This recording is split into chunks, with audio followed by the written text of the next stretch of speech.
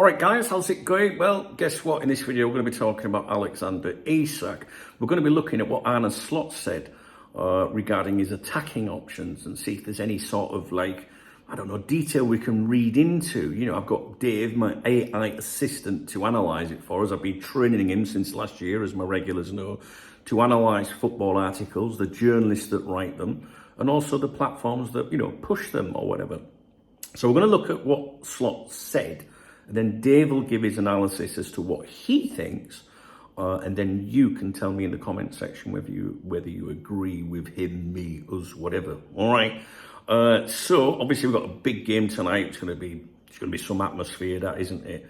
I'll be doing a video about that shortly. It's gone a little bit quiet in the northeast, I think, and I think most people are waiting to see what happens after this evening's game. So let's go with it. Basically, I want to read something to you from the Liverpool Echo. And it says here, Slot says he has more than enough coverage up top, despite the bid for Isak at the beginning of the month, and speaking ahead of Monday's trip to St James's Park, where the once-away frontman won't be involved. He says the Premier League champions won't be panicked into a decision. Okay. Quotes, "It depends how you want to look at it," Slot said. "If you want to add Florian Wirtz as an attacking option, then you can make it 5. So yeah, we've sold Darwin and brought in Hugo. Lucho has gone, and you can maybe see Florian as a replacement for that. And yes, we all know what happened to Jota. If you look at it like this, maybe we haven't got enough. But Jeremy Frimpong, when he is fit, is definitely an option to play as a winger as well.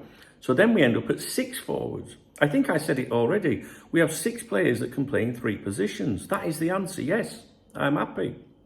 Slot also hinted that Germany's star Wirtz could be utilised as a false 9 on Tyneside, in the manner that Curtis Jones was last season in the 2-0 win at Manchester City and 2-2 draw at Aston Villa, which both came in February. Slot added, "Could Wirtz play up top? He could do, yes. I will consider him for more games in that position. But there were games last season, Man City and Aston Villa away, where we did play with an extra midfielder like Curtis Jones. But it depends not only on bringing in an extra midfielder, but it depends on tactics, how they line up, all these kind of things. He's already an option to play as a left winger, and he can be an option for the upcoming game. Cody Gakpo played a good game against Bournemouth as well. The game on Monday night," this is going back to the article, "has threatened to be overshadowed by the Isak saga that has dominated the agenda in recent weeks. The 25-year-old cited a thigh injury to keep him off the Magpies pre-season tour of the Far East last month, and he hasn't trained with his colleagues since. On Tuesday, he released an explosive statement, blah, blah, blah, claiming promises had been broken and trust lost. But Slot doesn't feel as though the relationship between Liverpool and Newcastle has been damaged by the situation. I don't know," said Slot. "The only manager I have ever texted with is Eddie Howe in the Premier League. In Holland, a few more, but after the League Cup final, we did exchange a few messages.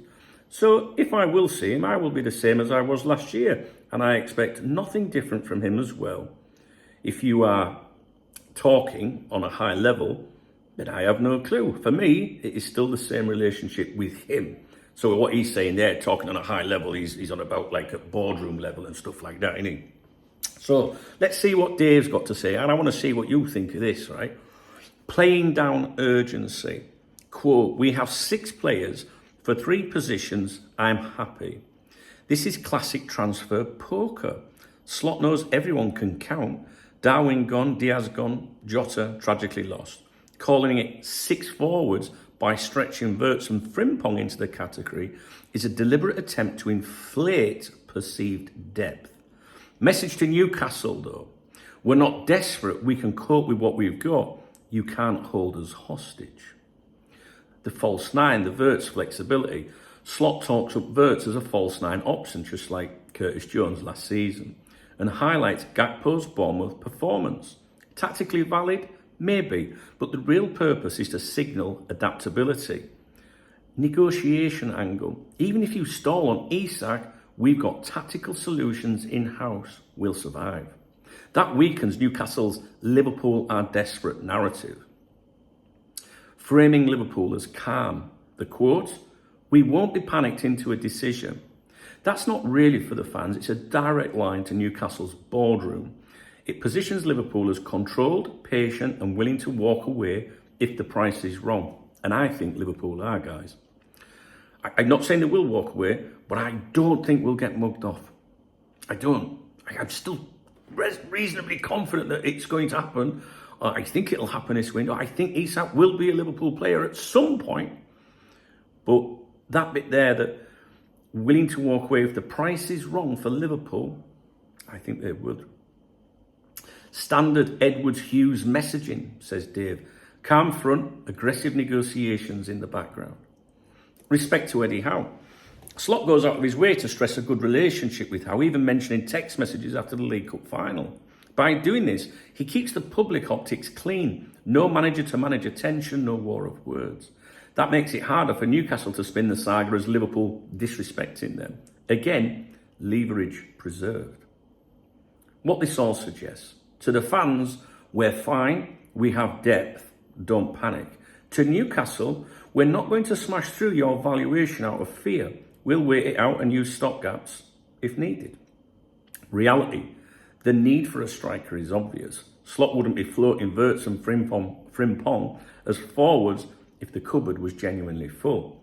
This is part of a wider negotiating tactic. Liverpool signalling strength and patience to reduce pressure on them and flip it back onto Newcastle, who risk keeping an unhappy player in Isak. This is almost certainly message management as much as football talk. Slot's words are designed less for the dressing room or supporters and more for Newcastle's hierarchy, reinforcing that Liverpool hold the cards in terms of timing. Now, I don't know about you, but I still think it's going to happen. What do you think? Newcastle fans will say, it's not happening. It's not happening unless you pay the money. You've been told what you're going to pay. We need to get this game out of the way. I think that's what most people are waiting for, right? Whether something happens like that, I'm not so sure. But it has set it up for a great game between the two clubs. Two great clubs. I think Newcastle's a great club. I love Newcastle fans and I love the city. But I don't want it to become a problem for us, because we've always been great with Newcastle fans and they come on here and they're usually all right. Yeah, I've had a few on here recently running the mouth and being nasty, but you get that with all clubs. I'm sure our dickheads are doing it as well. But no, it's football, innit? It sets it up because you know the Newcastle fans now are like, we're going to go out there and do them fucker. You know what I mean? And there's nothing wrong with that. We beat you without Isak. They're going to love it if that happens, right? So it makes for football, it makes it good.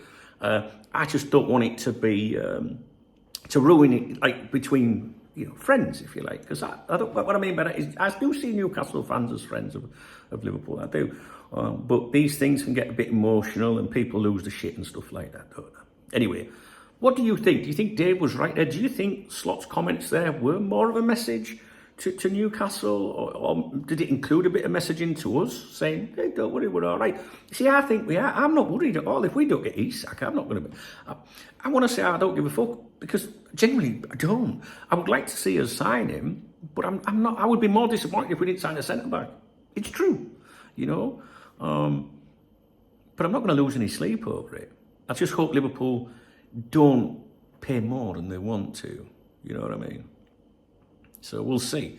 We've got the right people making those decisions, I think, and I trust them. I really do. So the good thing is, I think if we did pull out or didn't secure a deal, however you want to word it, in this window, I think that the majority of Liverpool fans won't be spitting the dummy out and crying like we're used to over the last few years. Like, oh, FSG out, you fucking.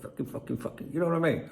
So I don't know. I'm looking forward to whatever happens, one way or the other. I'm looking forward to this game, and I'm sure we'll talk about it tomorrow at some point. All right, guys. If you're a Newcastle fan or a Liverpool fan, whatever, let me know what you think is going to happen. Yeah, just see. We'll see. That's all we can do is see. Okay. If you enjoyed the video, please thumbs up the video. Please drop me a comment. Your comments are what makes this all. And if you want to support my channel, you can buy me a beer or a coffee. That's right. There's a love out under the video called a super thanks. Well, I'm super and I deserve a thanks, all right? I always give a shout out to everyone that does that, actually. On my morning briefings, they're on my other YouTube channel, the Duncan Oldham channel. The link to that channel is in the video description, and it will be on your screen around now as well. Okay, guys, speak to you later.